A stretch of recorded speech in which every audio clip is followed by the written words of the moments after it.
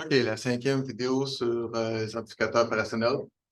On va voir que le gain, en fait, d'un amplificateur opérationnel n'est pas infini. Donc, quelles sont les valeurs de gain qu'on retrouve normalement? C'est autour de 100 000, 200 000. Donc, voyons l'effet que ça va avoir sur notre circuit. Donc, on sait que l'équation de notre amplificateur opérationnel, c'est VO est égal à A fois V plus moins V moins. Cette fois-ci, vu que le A n'est pas infini, il va falloir garder cette équation-là et traiter tout en fonction de cette équation.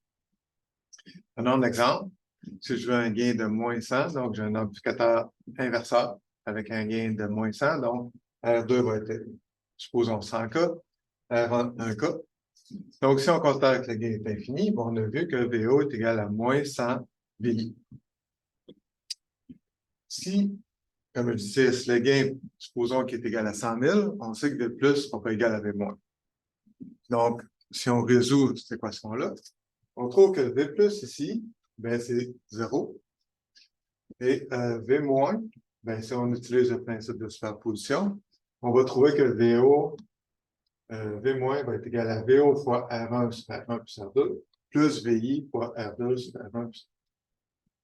Donc, si je mets ça dans cette équation-là, et je résous tout ça, OK, c'est un petit peu de mathématiques, je vous laisse la faire, ça va être une bonne pratique pour vous. Moi, j'arrive à la réponse que ça va donner VO va être égal à moins 99,899 VI. OK? Donc, ça, c'est mon gain. Donc, mon gain est à moins 99,899. Donc, c'est très, très, très, très près de mon 100 que j'avais au début. Donc, quand on a des signaux à basse fréquence, le gain est négligeable. Donc, on n'a pas besoin de tenir compte du gain dans la plupart des cas. Dans quel cas ça pourrait être problématique? C'est quand la fréquence de notre signal est plus élevée. Ça m'est déjà arrivé d'essayer d'amplifier un signal à 40 kHz, puis le gain que j'ai eu à la sortie n'était pas celui attendu. Donc, voyons pourquoi. Si on regarde le gain en fonction de la fréquence, on voit que ça fait comme un filtre passe-bas. Donc, plus la fréquence augmente, plus le gain diminue.